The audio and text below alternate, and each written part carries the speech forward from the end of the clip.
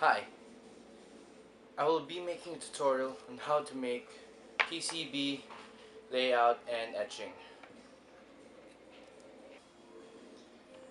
To etch and lay out your printed circuit board or PCB, you will need a couple of things, mainly some tape, ferric chloride, and some pens. Just a little bit of background. The printed circuit board or PCB has a method of etching, which is a subtractive method used for production of printed circuit boards. Acid is used to remove unwanted copper from a prefabricated laminate using the ferric chloride. To start the etching, we have to use a little bit of tape. We have to use masking tape in order to cover the PCB layout really tightly so that when we put it into ferric chloride, the metal covered with tape will not dissolve.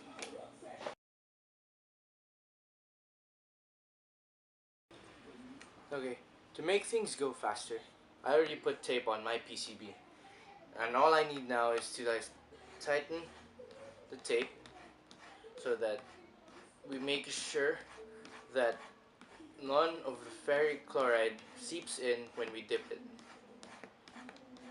This is a critical step in layouting and etching your PCB because without this, your copper would melt.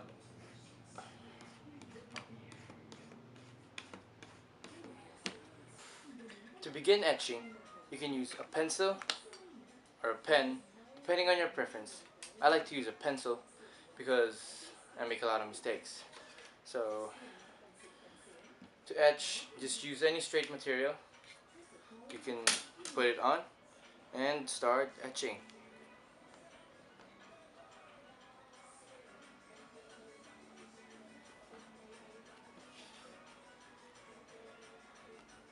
You have to make sure that what you're using is very readable. And it's very important that it's readable because you're gonna cut it afterwards. After layouting, all that need be is to cut the excess pieces of the tape and dip it in ferric chloride, and we're just about done. Once you're completely done with your etching, now you can proceed to cutting off the excess tape.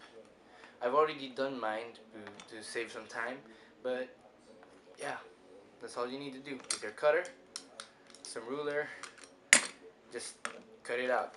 And never forget to tighten the tape again, just to make sure that there are no bubbles made during the cutting process. The next step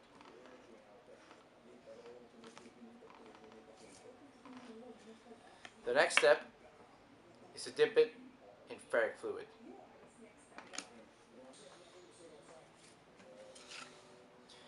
Now that that's finished, the last step is to put some ferric chloride into a bowl and dip it. Now, with your glove,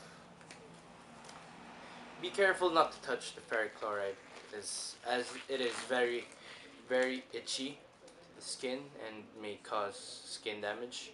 So we recommend using a glove to dip the ferric chloride.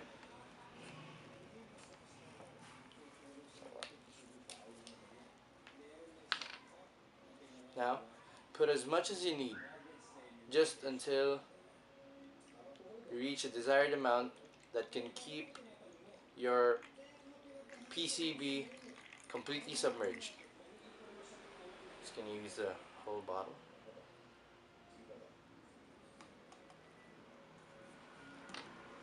Again, be really careful not to touch the ferric chloride with your hands. Now, with some last tightening,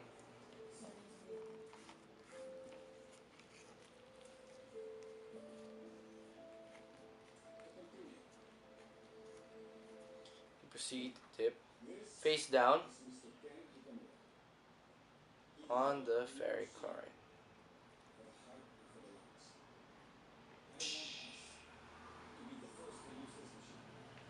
Now we wait for approximately 15 to 20 minutes or until copper is completely melted off.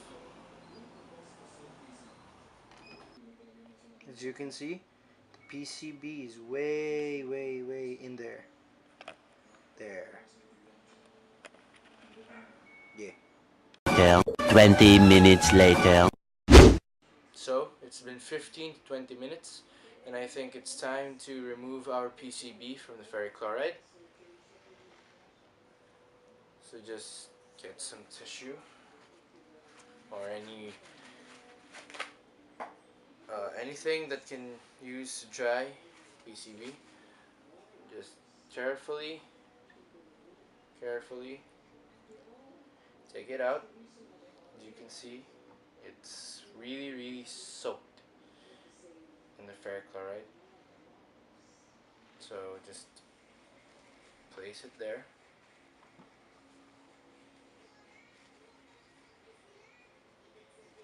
And now wait for it to dry. I think our PCB is already dry enough. As you can see, it's really coated in the ferrichloride, and it's free to touch since it's dry now. All that need be is to remove the tape to reveal the copper.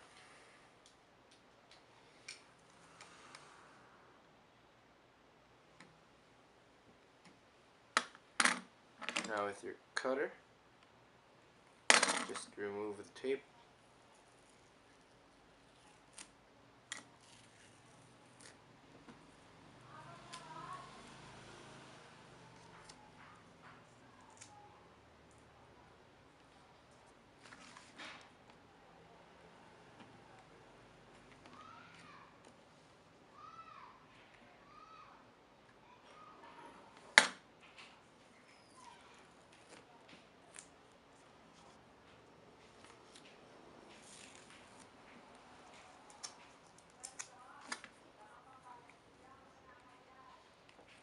It's really a long process, but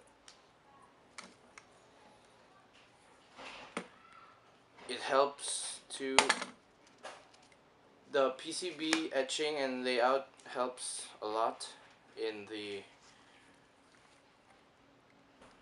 proper distribution of energy when we put our circuits, diodes, LED lights, resistors, and other things to reveal this. The finished product is a metal board with copper in which electricity can flow in between these copper lines, and in the end it looks good. I know this would be possible without ferric chloride and some tape, some simple things, but we have a great output that makes circuit life easier. So that's about it. Thank you for watching, and hope to see you soon on Paulo Does Electronics. Let's go! Woo!